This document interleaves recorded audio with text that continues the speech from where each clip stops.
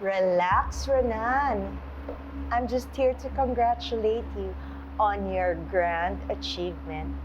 Who knew you had such charm? And here I thought you were here to remind me of your indispensable role in all of this. Aware naman ako na hindi mo makakalimutan na bayaran ako.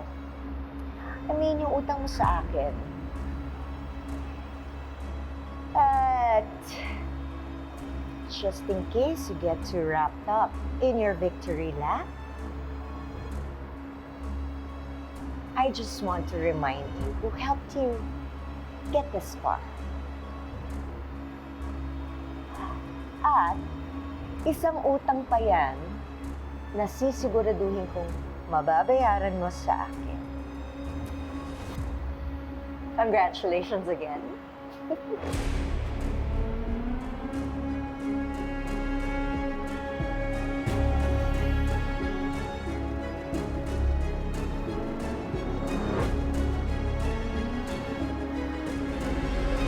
Lilith, kilala kita. I can tell when something's bothering you. Wala pa naman kasi akong concrete evidence eh. Oh, then let me help you find some. Ako pa ba yung paglilihiman mo? Magkakampi tayo, di ba? Lilith, ang dami na natin pinagdaanan. I have a sworn duty na ipagtanggol yung mga biktima ng injustice. Lilith, simula ngayon, may kasangga ka na sa kaso. Gagawin ko ang lahat para ma-absuelto ka at makalaya. Hindi ako titigil hanggat hindi ka napapawalang sala, Lilith. Lumabas na yung court order. Anong sabi sa court order?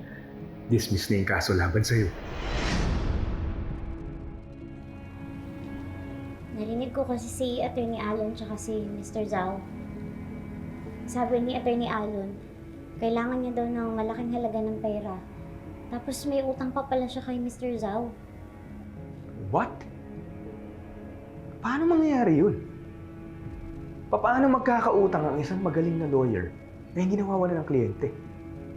Hindi ko nga rin alam eh. And right after that, may babaeng tumawag sa akin.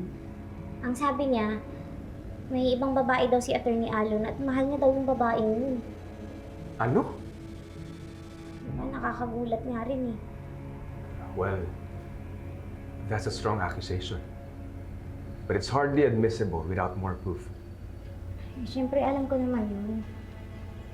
Pero nung nagkakasama ba kayo ni Attorney Alon, wala ka bang napansin sa kanya na suspicious o wala ka bang nakitang kasama niyang ibang babae? Minsan lang naman kami nagkasama eh. Pero wala naman akong napansin kakaiba sa kanya. And if he really is involved with another woman, at sobrang mahal na yun, why would he propose to Attorney Eira?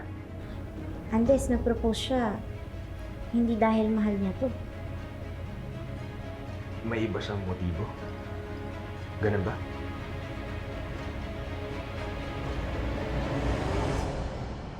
Sinasabi ko na nga ba eh. May milagrong ginagawa yung Attorney Renan na yan. Alam mo, ungas yan. Pag nakatikim sa akin yan, magiging dalawang tungkod niyan. Sandali! Ang mga puso nyo! Hindi pa nga tayo sigurado kung nagsasabi ng totoo yung babaeng yun. Eh, paano kung naninira lang siya? Gaya nung nangyari ka, Attorney Eira. Ikaw, Lilith, abogado ka.